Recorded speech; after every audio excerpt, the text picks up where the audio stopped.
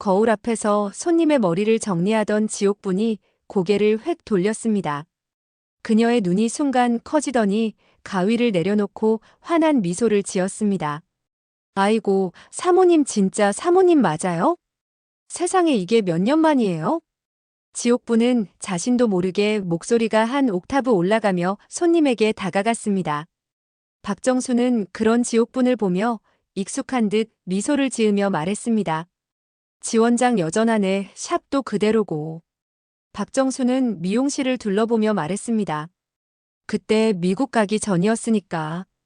지옥분은 손님의 머리를 마저 정리하며 말했습니다. 사모님 갑자기 미국 가신다고 얼마나 서운했는지 아세요? 지옥분은 재빨리 의자를 정리하고 박정수를 안내했습니다.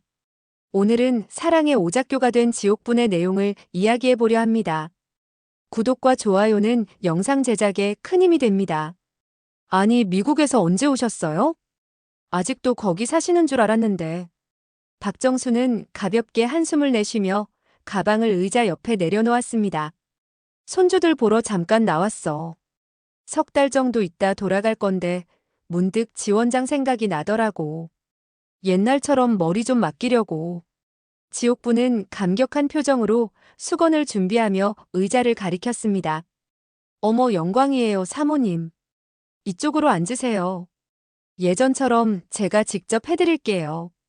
박정수는 지옥분이 가리킨 의자에 앉으며 거울 속 자신의 모습을 바라봤습니다. 세월이 흘러도 여전히 기품 있는 모습이었지만 눈가의 주름은 조금 더 깊어진 것 같았습니다. 지옥분은 여사의 머리를 감기면서 끊임없이 말을 이어갔습니다. 사모님 진짜 안 변하셨어요. 아직도 그때 그 모습 그대로시네요. 눈빛도 그대로고 피부도 여전히 좋으시고. 어떻게 관리하세요? 비결 좀 알려주세요. 박정수는 그저 미소로 화답했습니다. 이내 그녀의 표정이 의아함으로 바뀌었습니다. 그런데 의외네, 지원장. 지옥분은 의아한 눈길로 여사를 바라봤습니다. 뭐가요, 사모님? 청담동에서도 샵 낼 수 있는 사람이 왜 이런 동네에서 지내? 지원장 실력으로는 강남 어디든 갈 수 있을 텐데. 지옥분은 여사의 머리를 감싸며 웃음을 지었습니다. 저도 벌만큼 벌었거든요. 이제 좀 편하게 살고 싶어서요. 비싼 자리 임대료에 치이면서 스트레스 받는 것보다 이렇게 단골 손님들하고 정 나누면서 사는 게 행복해요. 두 사람은 익숙한 손놀림 속에 자연스럽게 이야기를 이어갔습니다. 오랜 시간 떨어져 있었지만 예전의 편안함이 그대로 살아있는 듯 했습니다. 지옥분은 박정수의 머리를 드라이어로 말리며 물었습니다. 손주분들은 잘 만나셨어요? 다들 그때보다 많이 크셨겠네요. 응, 잘 만났지. 큰애는 벌써 군대 전역하고 의사하고 있고 작은애도 학교 졸업하고 지 아빠 회사에 취업했어. 세월 참 빠르더라. 지옥분은 머리카락을 정리하며 조심스럽게 물었습니다. 사위분은 어떠세요? 아직도 돌아가신 따님 의리 지키는 중이세요? 박정수는 거울을 바라보다가 문득 표정이 굳어졌습니다. 죽은 딸 이야기가 나오자 평온했던 얼굴에 그늘이 드리워졌습니다. 그러게 나도 그럴 줄 알았는데 여자가 생겼더라고. 처음엔 나도 놀랐어. 딸 생각만 하고 살 줄 알았는데. 지옥분은 박정수의 표정 변화를 놓치지 않고 재빨리 말을 이었습니다. 그런데 표정이 왜 그러세요? 무슨 안 좋은 일이라도 있으세요? 사위분 재혼 원하셨잖아요. 오히려 잘 된 거 아니에요? 사모님도 계속 걱정하셨잖아요. 박정수는 입술을 꼭 다물었다가 깊은 한숨을 내쉬었습니다. 그러게 나도 새 출발하길 바랐는데 하필이면 그런 여자라니. 첫 인상도 별로였고. 지옥분은 손놀림을 멈추지 않은 채 궁금한 눈빛으로 박정수를 바라봤습니다. 어머, 무슨 일이 있었던 거예요? 그렇게 말씀하시니까 궁금하네요. 박정수는 눈을 가늘게 뜨며 입을 열었습니다. 평판이 안 좋은 것 같더라고. 우리 사위가 너무 순진해서 걱정이야. 꽃뱀이라는 말도 들리고. 지옥분은 박정수의 말에 귀를 기울이며 눈썹을 찡그렸습니다. 박정수가 말을 이어갔습니다. 술도가 운영자금도 도와주고 그 여자 시동생들까지 한서방이 챙기는 것 같더라고. 그런 여자가 우리 한서방을 노린다니 걱정이 이만저만이 아니야. 지옥분의 눈이 휘둥그레졌습니다. 그녀는 손에 든 빗을 떨어뜨릴 뻔했지만 재빨리 손놀림을 가다듬었습니다. 술도 가요? 어머, 혹시 광숙 언니 말씀하시는 거예요? 박정수는 놀란 눈으로 그녀를 바라봤습니다. 지옥분은 순간 자신이 불필요한 말을 했다는 것을 깨닫고 입을 틀어막았습니다. 하지만 이내 참지 못하고 웃음을 터뜨리듯 말했습니다. 에이, 사모님이 뭘 잘못 들으셔도 한참 잘못 들으셨네요. 우리 광숙 언니 그런 사람 아니에요. 박정수가 의아하다는 듯 고개를 들었습니다. 지원장도 아는 사람이야? 그럼요, 아주 잘 알죠. 지옥부는 박정수의 머리카락을 정리하며 자신감 있게 대답했습니다. 술도가 운영자금이라니요. 그건 다 오해예요. 박정수는 눈을 가늘게 뜨며 지옥분의 얼굴을 유심히 관찰했습니다. 오해라고? 어떤 오해? 지옥분은 손놀림을 멈추지 않은 채 차분히 말을 이었습니다. 광숙 언니 남편 결혼한 지 10일 만에 사고로 잃고 빚더미에 앉은 술도가 살리겠다고 잘 다니던 우체국도 그만두고 대출 끌어다 술도가 살렸어요. 시동생들도 주위에서 다 말렸는데도 공중분해될 뻔한 술도가를 혼자서 지킨 사람이에요. 지옥분의 목소리에는 확신이 가득했습니다. 그녀의 말 한마디 한마디가 진실을 담고 있다는 듯 했습니다. 박정수는 미간을 찌푸린 채 지옥분의 이야기를 경청했습니다. 광숙 언니가 어떤 사람인지 제가 누구보다 잘 알아요. 신라주조에서 술도가 노리고 쌀벌레 조작 사건에도 연루되고 우여곡절 많았지만 묵묵히 버티면서 술도가도 지키고 시동생들까지 자기 친동생처럼 챙겼고요. 박정수의 눈빛이 미묘하게 흔들렸습니다.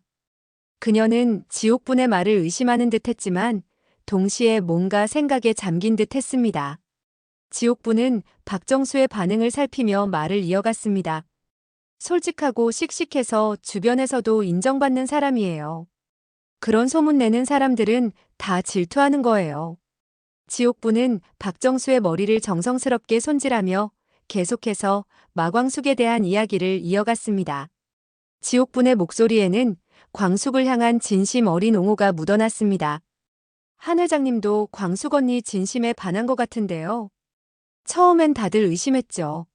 나이도 있고 회장님이 재벌이니까 돈 보고 접근한다고 오해한 사람도 많았어요. 근데 둘이 만나는 과정을 지켜본 사람들은 다 알아요. 정말 어렵게 시작했어요. 박정수는 지옥분의 말에 귀를 기울이며 거울 속 자신의 모습을 바라봤습니다. 그녀의 표정은 여전히 의심스러움이 가득했지만 한편으로는 뭔가 생각에 잠긴 듯 했습니다. 지옥분은 마광숙에 대한 이야기를 멈추지 않았습니다. 광숙 언니 시동생들 생각해서 회장님 계속 밀어내다가 얼마 전에야 겨우 마음 여셨대요. 박정수는 고개를 끄덕였습니다. 그녀의 눈빛은 여전히 경계심이 가득했지만 지옥분의 말에 조금씩 흔들리는 듯 했습니다. 우리 한서방이 내 딸이 죽고 나서 혼자 한결이 한봄이 키우느라 고생이 많았지. 처음엔 재혼 생각도 없다고 했는데 갑자기 그런 여자가 나타나서 걱정이 됐어. 지옥분은 가위로 박정수의 머리카락을 다듬으며 말했습니다. 처음엔 형수가 재혼한다고 반대했다던데 지금은 시동생들도 다 두 사람 응원해요. 사모님도 아시잖아요. 저 사람 보는 눈 있는 거. 박정수는 고개를 살짝 끄덕였습니다. 한서방이 내 딸 생각만 하고 살 줄 알았는데 내심 걱정됐어. 지옥분은 마지막으로 미소를 머금은 채 말했습니다.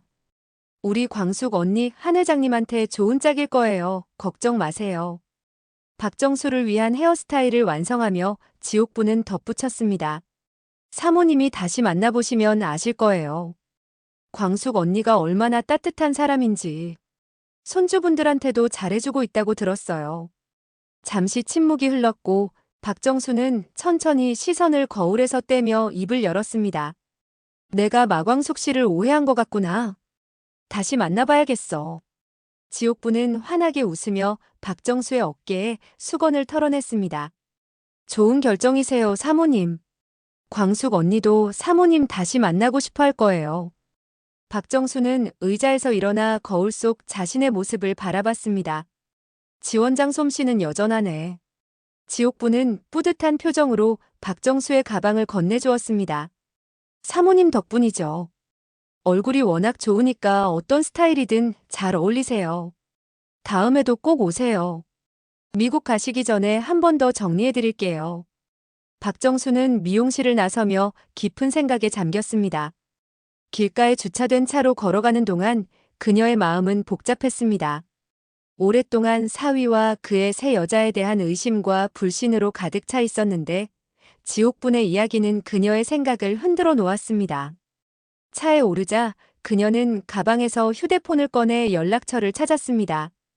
박정수는 결심한 듯 동석에게 전화를 걸었습니다. 몇 번의 신호음이 울린 후 전화가 연결되었습니다. 여보세요, 장모님. 무슨 일 있으세요? 한서방, 내가 마 대표를 다시 만나보고 싶은데 시간 좀 잡아주겠나? 전화 너머로 잠시 침묵이 흘렀습니다. 동석은 분명 놀란 것 같았지만 곧 침착한 목소리로 대답했습니다. 정말요?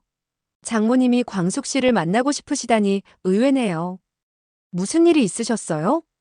별일 아니야.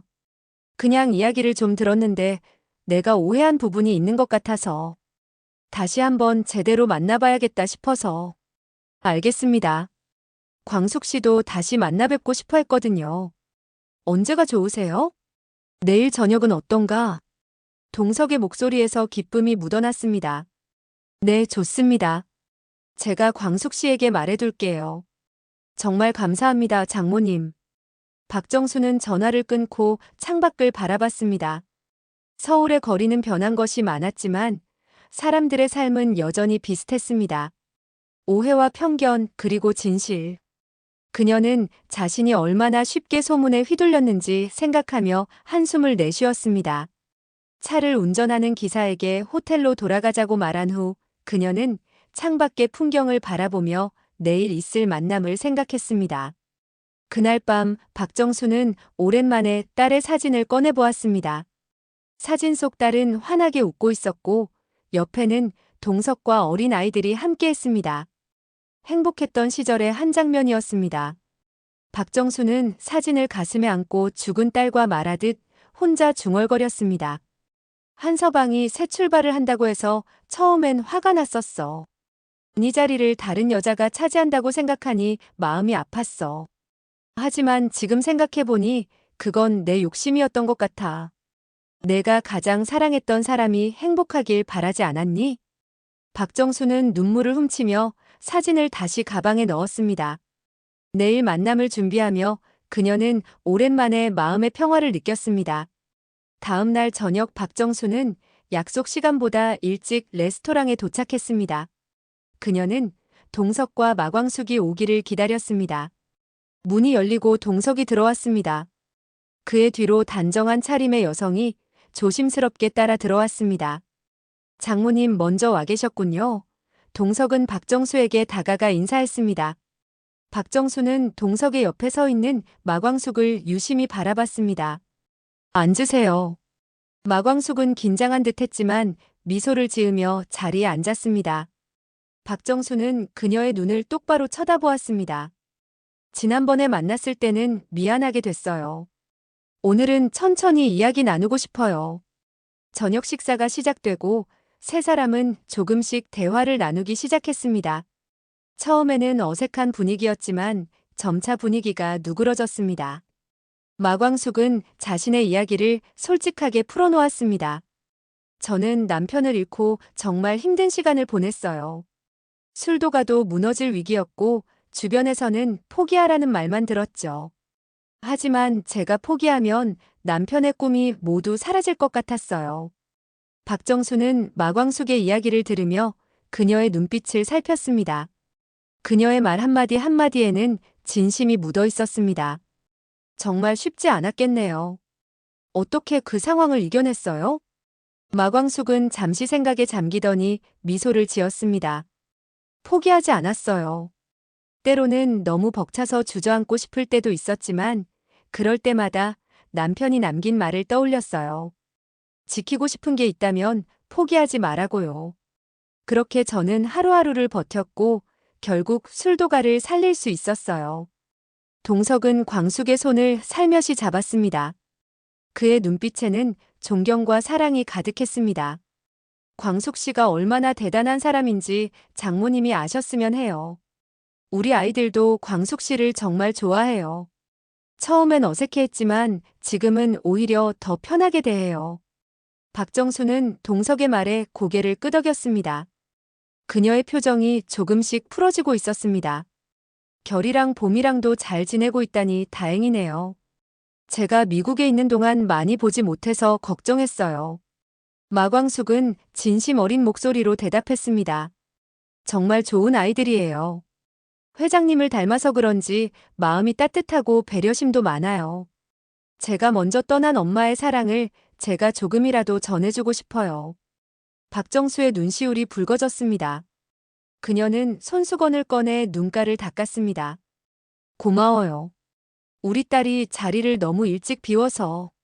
마광숙은 박정수의 손을 조심스럽게 잡았습니다.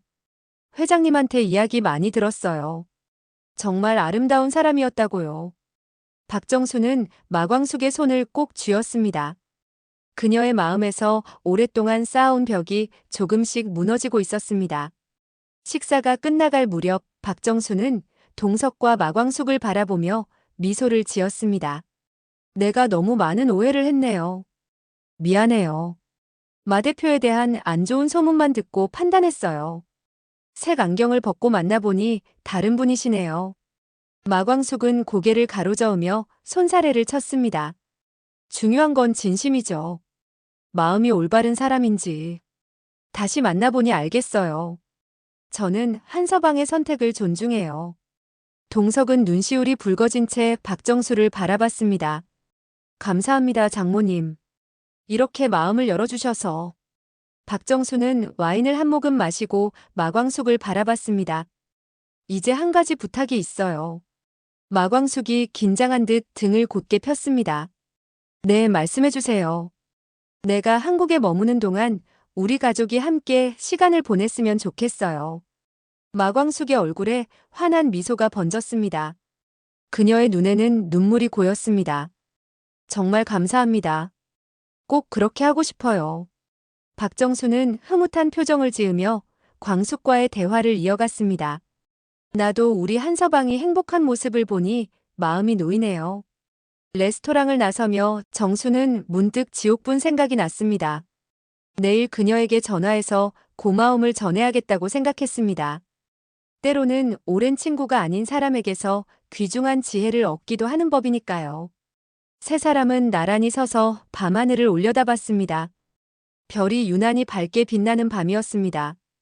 박정수는 문득 딸이 저 별들 사이에서 자신들을 지켜보고 있을 거라는 생각이 들었습니다. 우리 딸 이제 걱정하지 마. 한서방도 이제 잘 지낼 거야. 그녀의 마음속에서 무거운 돌덩이가 사라지는 느낌이었습니다. 마광숙은 박정수는을 바라보며 고개를 끄덕였습니다. 그들의 발걸음은 가볍고 희망에 차 있었습니다. 이것이 바로 새로운 시작이었습니다. 구독과 좋아요, 알림 설정해 두시면 다음 이야기를 빠르게 시청하실 수 있습니다. 지금까지의 이야기는 개인적인 뇌피셜로 구성된 리뷰이며 본 방송과는 다를 수 있음을 알려드립니다. 지금까지 드라마로 미리 보는 뇌피셜 리뷰였습니다.